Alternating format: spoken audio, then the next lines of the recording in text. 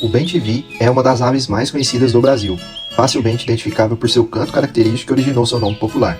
Com plumagem de dorso pardo e ventre amarelo vibrante, apresenta uma faixa branca sobre os olhos e um topete amarelo que é erguido em momentos específicos. Uma das curiosidades mais marcantes sobre o bem-te-vi é sua dieta extremamente variada. Embora se alimente principalmente de insetos, como abelhas, também pode consumir frutas, flores e pequenos vertebrados. Há registros de bem-te-vis predando caranguejos, peixes, filhotes de outras aves e até pequenos roedores, como ratos. Essa versatilidade alimentar demonstra a adaptabilidade do bem-te-vi aos mais diversos ambientes, desde áreas urbanas até regiões próximas a corpos d'água. Sua presença é constante em praças, jardins e matas urbanas, tornando uma espécie resiliente e bem-sucedida em diferentes ecossistemas.